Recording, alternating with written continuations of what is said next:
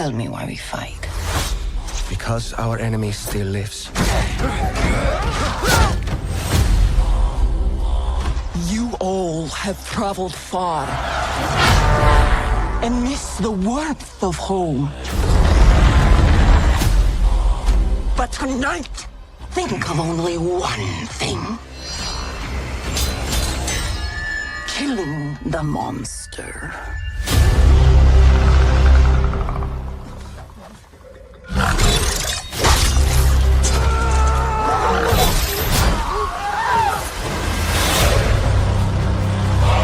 You're not hearing me. There's something else up in the sky. And it's not human. I pray you bloody your spear tonight. You are ready now.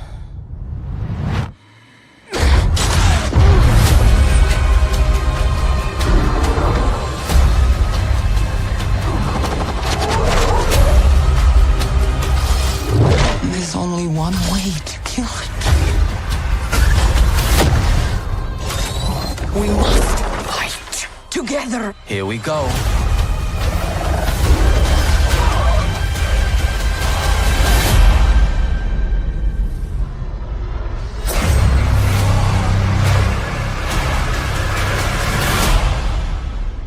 What happens if we survive?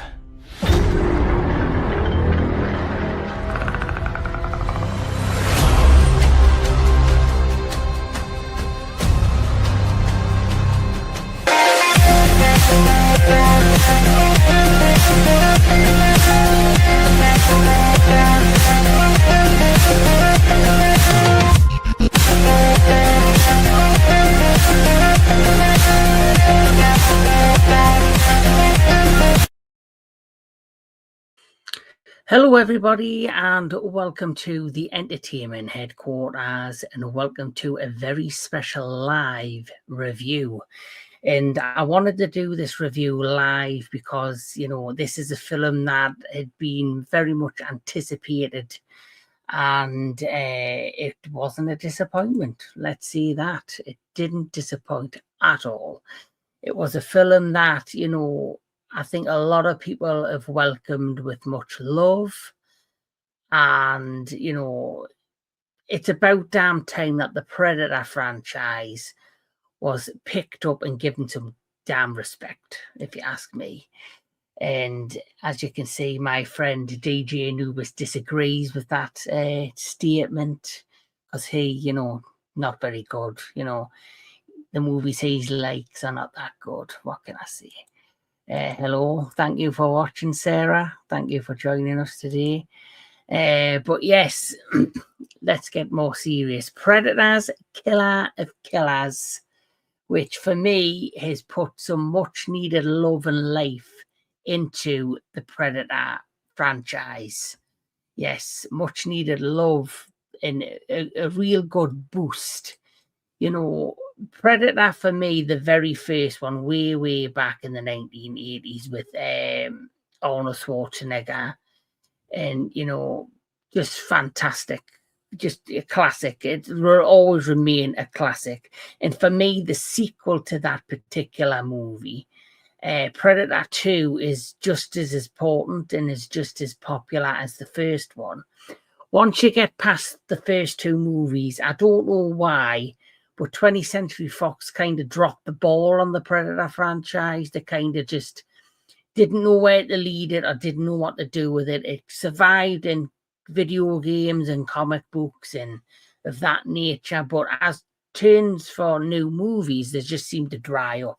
All the focus seemed to go on the Alien franchise. For whatever reason, I'm assuming profitable-wise, Aliens made more money, I'm assuming, and, you know, that was the road that went down.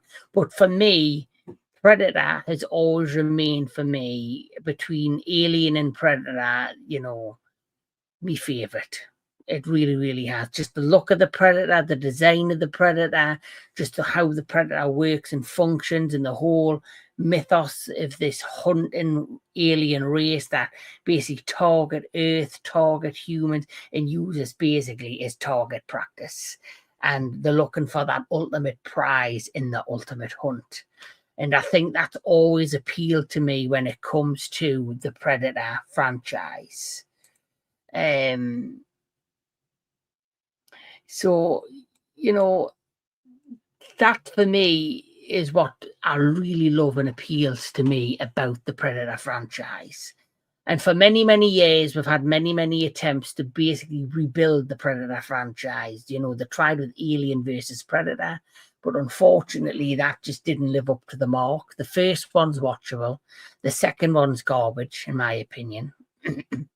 And Predators, which I really enjoyed as well, which was set on an alien world, a hunting planet, a target planet, you know, where they had all them humans there, and you had the aliens, the Predators there, you know, on this hunting ground of a planet. And there were two different types of Predators. There was the normal Predators and there was the Berserker Predators.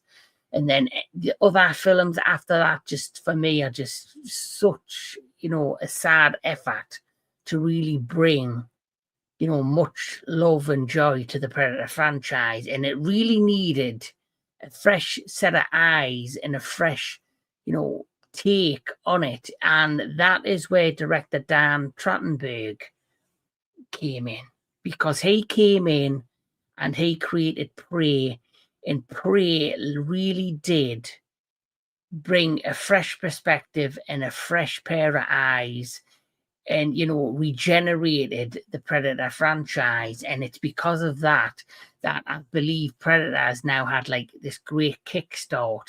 And what to do next with Predator, he's went ahead, Dan Trachtenberg went ahead, and now instead of doing a direct sequel to Prey, he is now moving forward with this amazing anthology movie, Predator Killer Killers. And the film is set in 3 parts. You have the shield, you have the sword, and you have the bullet. And each part is set in a different time period in Earth's history.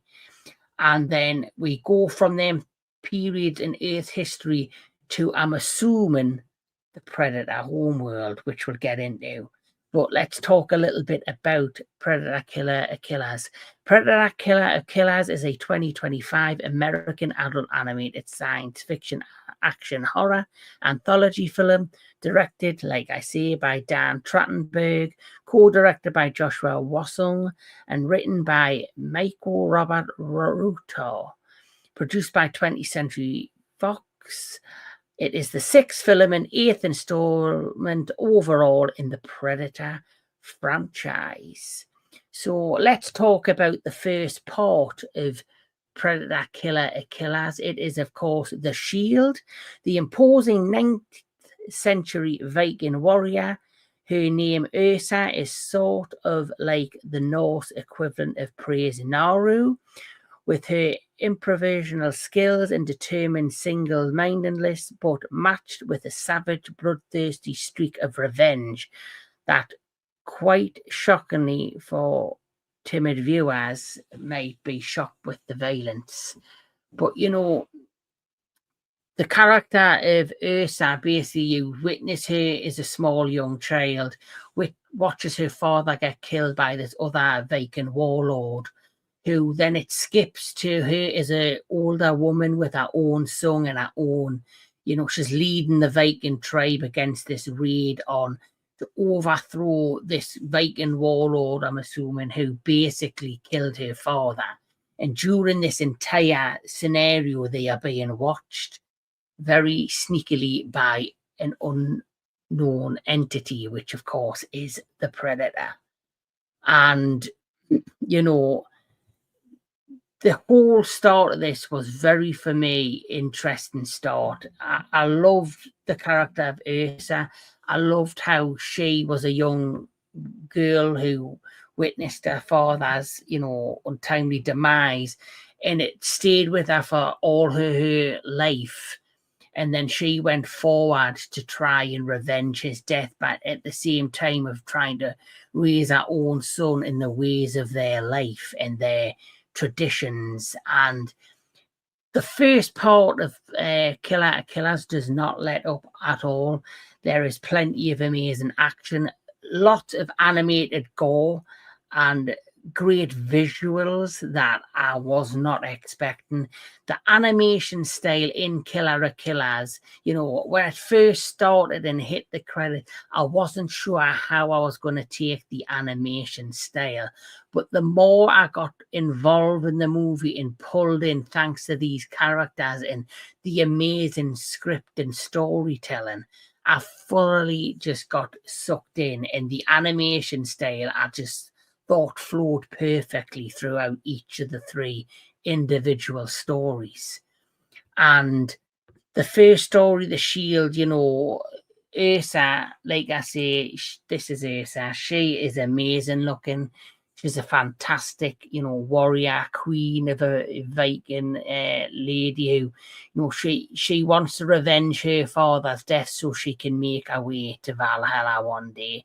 She feels she has to do it. And, you know, there's laws and there's traditions that you have to kill people, you know, armed and in a battle rather than, you know, other ways. And she's trying to teach her son these ways, but unfortunately on their way to kill this horrendous warlord, they are suddenly attacked by the Berserker Predator. And the Berserker Predator, my God, when he hit the screen, he's large, he's fierce, he's intimidating, and he has this kind of sonic cannon that's replacing his arm. He has like this sonic cannon that, you know, when it pulls back and pulls forward, it sends like this shockwave that knocks anyone over and even destroys doors and parts of buildings.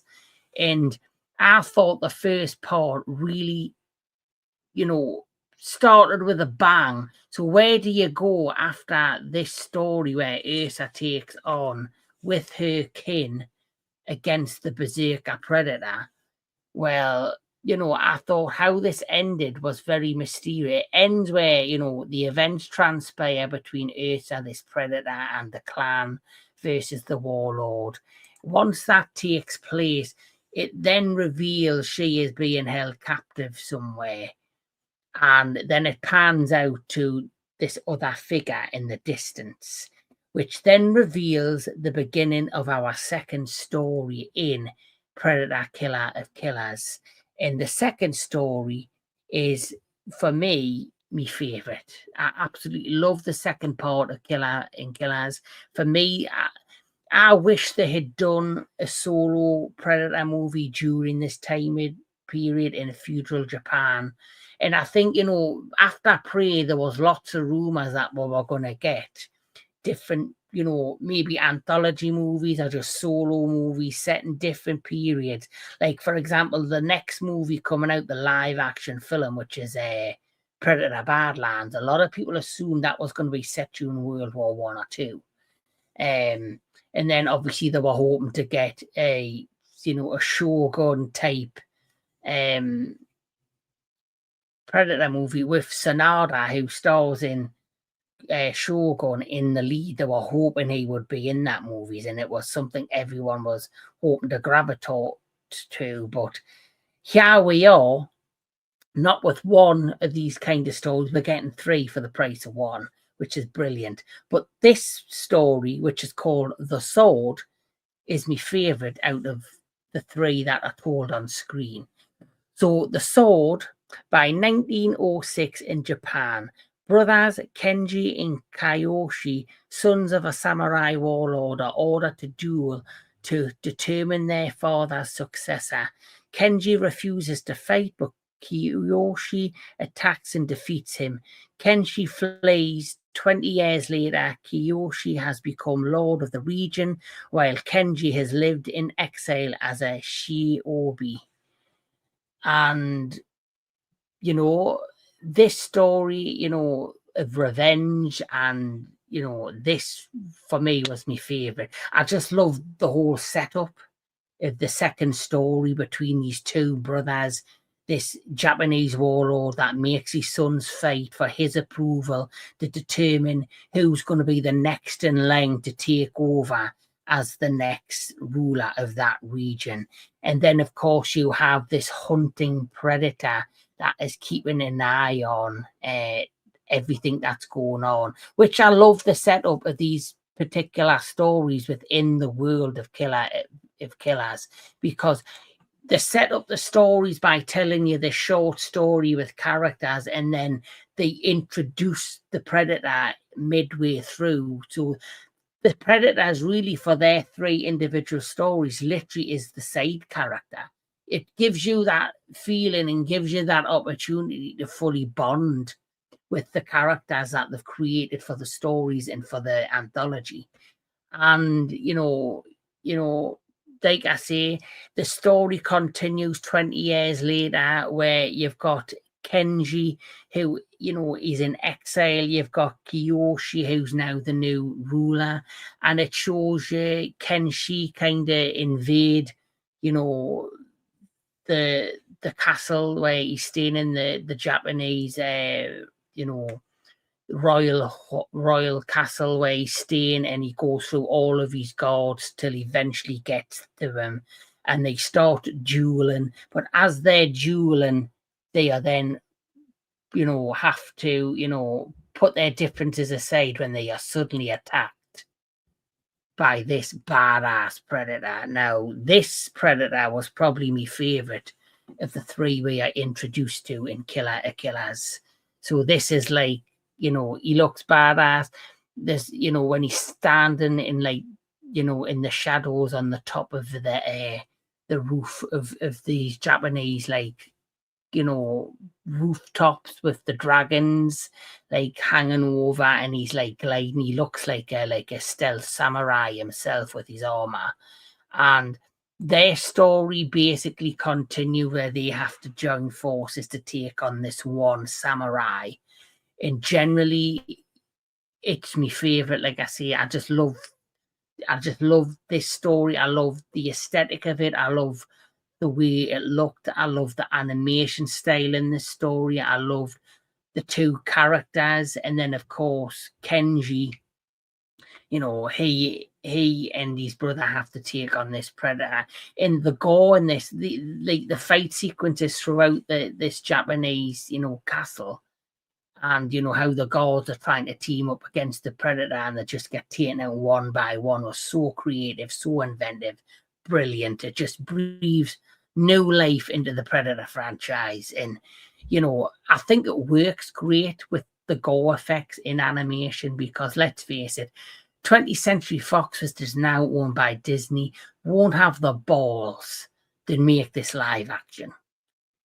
Like some of the shots you see with the gore and the blood and the way blades are flying around or getting shot and heads exploding, or people getting pulled through walls with spears and gravel hooks pulling them through, they won't have the balls to do it, because what will happen is they'll fire a gun, a spear will come through someone's chest, but instead of seeing the rest of what goes on, it'll just go to black, or it'll pull away, because that's basically what Disney do. Because action of the 1990s and the 80s, where it was fully more visual, where they would show you more gore and blood and stuff of that nature, especially mainstream Hollywood I'm talking about. They've kind of lowered it where they don't show you too much, or if they do, it's some very rare cases in film where they actually show you the full impact of the gore. But the kind of film like this, to make it live action, would be very costly, and I don't think Disney would ever pull the trigger. But yeah, Killers, the second part, The Sword, is really well put together and my favourite part. Once you get past that part, the third part was really, really surprising and was just as enjoyable. And it was nice to see a different perspective of the Predator franchise. I know we've seen the Predators on Earth in stealth mode and hunting their prey, but this was a different type of a hunt. This was all done in the air and all done via aeroplanes versus an alien spaceship, and it was really, really well done. Then third part is called The Bullet, So during the North African campaign, Hit Squadron investigates a mysterious aircraft that destroyed another unit. Torres, grounded after a malfunction, discovers the aircraft is a Predator starship attacking both sides. And honestly, it's just brilliant. Like, the character of Torres, I really gelled towards this character. For me, out of all of the human characters, even though I love the action and the second part is my favourite, he was probably my favourite human character in this entire anthology film. He was like the final anchor that gravitated to it and, you know, pulled it all in together. And, you know, he had aspirations of being a pilot and flying. And the film starts off where, you know, his car breaks down and his dad has to bail him out. And then his dad's always looked after him, always pulled him out of tough situations. And he basically says to him, "You're on your own now, boy. You're going to have to look after yourself." And then he's a mechanic in the squadron, and he sees all of his friends jetting off to take on, you know, the enemy at war overseas in their planes, and he wishes he could be a pilot with them. And one by one, them planes suddenly get hit and taken down by this mysterious unknown vehicle, which, of course, when you see the shots of them getting taken down, some of the ways that they were killed was just another really imaginative, really well put together, really strong, great animation and storytelling and visuals, and just fantastic. And then, of course, when it's finally revealed what is behind it all, the pilot, the Predator pilot himself, badass as well, great looking designs of the Predators throughout the three parts, from the Berserker to, I guess, the stealthy ninja Predator to now the pilot Predator. Just amazing visuals. They all look fantastic. They all work really well for each story that, you know, they brought to the screen. Really enjoyed them. Really enjoyed the designs, the look, and how they all operated. And of course, Torres, you know, comes to the rescue, and events transpire where he finds a way to outsmart this particular Predator. A very great, strong way. And it's that's the thing. You see the Predators with all the high technology, all the gadgets, all the gizmos in the beginning are kicking ass left, right, and center. But you find for each one of the stories how they're all kind of taken down, or the fought against. It's simple ways that it shows you that things can outsmart technology. And that's basically what happens throughout the three stories. Once we get to the end of the third story, we then, you know, are treated to the final. And the final is just amazing as well. The final, basically, we are then, you know, we find that Torres is abducted and he's taken to, I'm assuming, the home world of the Predators, where we meet probably, you know, the most badass looking Predator of them all, who is like, I guess he's the Predator warlord. As you know, throughout the two first stories, we were introduced to a Viking warlord, a Japanese warlord. Now I guess we're getting a Predator warlord, or a Predator king, who basically he has brought Torres, Ursa, and Kenji, who somehow are, you know, still alive, even though they're set in different time periods. You then, you know, it shows you a bit of the Predators and how they are able to, you know, when they find I guess somebody, a worthy warrior who's able to fight one of their best of their own warriors and is able to defeat them, they then see them as worthy to then, I guess, compete in this ultimate game. And so basically what happens, spoilers, is they, you know, cryogenically, I guess, keep them animated in these pods. And similar to, like, I guess, Aliens, how Aliens, they put Ripley from Aliens and all the crews of the different ships in Aliens, how they put them in like a deep, you know, cryogenic stasis or a, you know, a sleeping pod, and it kind of keeps them frozen or keeps them generated so they can, you know, travel across generations of space to meet wherever they're heading to go to.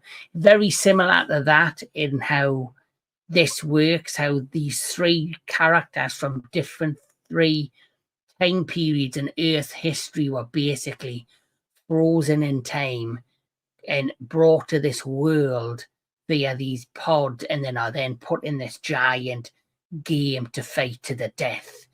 And it's such a brilliant final act.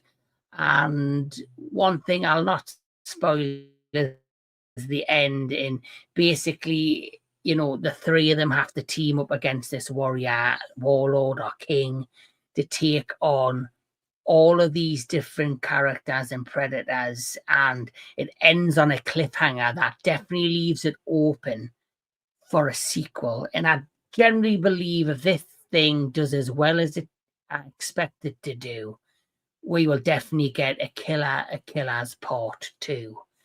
Or, you know, retitle it to something new, because not only could they continue the story with our three leads in this, they could also introduce newer characters from other eras in human history. And they could even reintroduce us to characters from previous Predator movies. Like, I'd love to see Dutch, played by Arnold Schwarzenegger, brought back in a sequel to Predator, Killer of Killers. Arnold Schwarzenegger, I don't know if he's ever been into voice work or if he's ever voiced a character, but it would be nice to see him pay tribute to a film and, you know, to come full circle by voicing the character of Dutch and bringing life to that character in a direct sequel to the original Predator by bringing him into Predator Killer of Killers Part 2. You could even bring Danny Glover's character into this. And of course, we could also get Naru from Prey brought into this, which, the way things are going, I think that's more likely to happen than any other character to return without spoiling anything for you. There's a lot of great stuff in this. Great action, great animation, great storytelling, but more importantly, it's got fun, connecting characters that you do gravitate towards, that you generally build, you know, emotional attachment to. You also, I believe, you know, are rooting for them. You learn to root for these particular characters. And that, for me, is the most important thing, is rooting for these characters and wanting them to win. Now, when it comes to Predator, we do have the next installment, which is the next live action film, which I believe is called Predator Badlands. Which Predator Badlands, you know, I did see the first trailer for this. Like everybody else, I think I was a bit dubious after seeing the trailer because of the look of the new Predator. But you never know. It could surprise us. Like you say, there probably will be a second trailer. And I'm hoping the second trailer will, you know, make us feel more positive towards this movie. Now, going back to Killer of Killers, I would love Killer of Killers to stay its own thing. I would think it works better in animation, and I would love to see them build two worlds.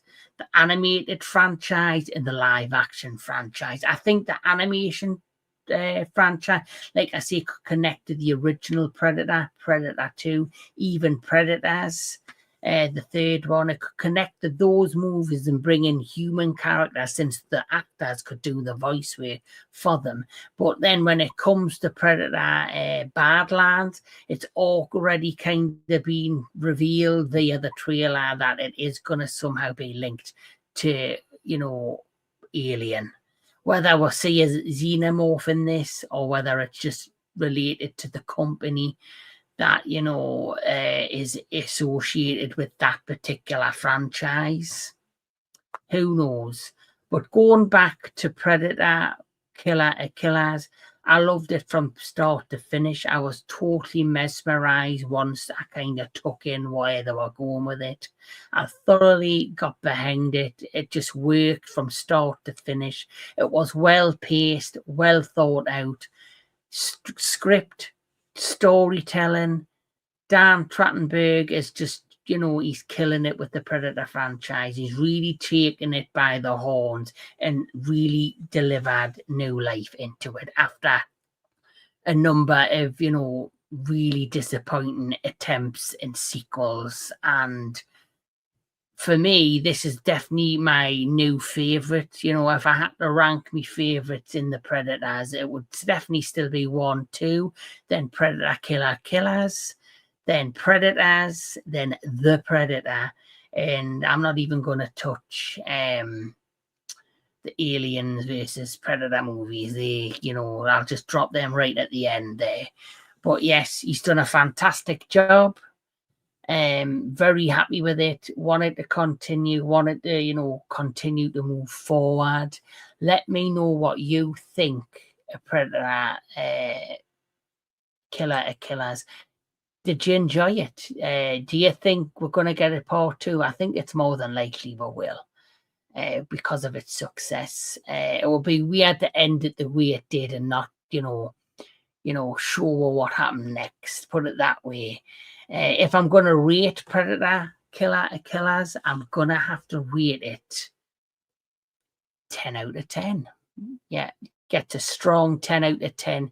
Best Predator film since Predator, the first one way back in the 1980s, and Predator 2, it's right along the side of it. 100% deserves to be. Them three are just my go-to Predator movies. 1, 2, and Killer of Killers, without a doubt. Cannot beat them. Perfect movies, in my opinion. The 3 perfect to binge watch together, and hopefully you can, do well if he does a part 2 of Predators Killers, which like I say, I'm expecting they're going to announce that. But that's just my quick review. Like I say, great storytelling, great script, great characters, great animation. Oh, and the voice actors. The voice actors, the cast of the voice actors in this, I needed to mention that. The voice cast in this got some amazing actors in there.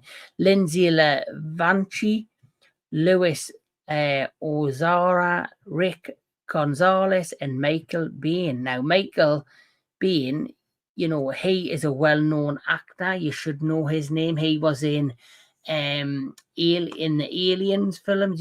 He was in I think he's now in a Predator movie. He's done a lot with James Cameron. He was in Terminator. So he's done a lot of amazing work. And the fact that he's been in 3 well-known 80s properties, and like this one he's brought new life into. Aliens, he was in that. In Terminator, and now he's in Predator Killer of Killers. So amazing voice cast. Have to give them a good shout out as well. But 10 out of 10 for me. It was well worth a watch, and it did not disappoint whatsoever. The hype was real. If you want something refreshing, if you want something new, if you want something that's going to make you love the Predator franchise again, definitely check out Killer Killers. But that's all I can really say. Thank you for those that tuned in and watched this live. Really appreciate it. Keep on enjoying your movies. Keep on enjoying all things entertainment. And I'll catch us all at the next one. We'll be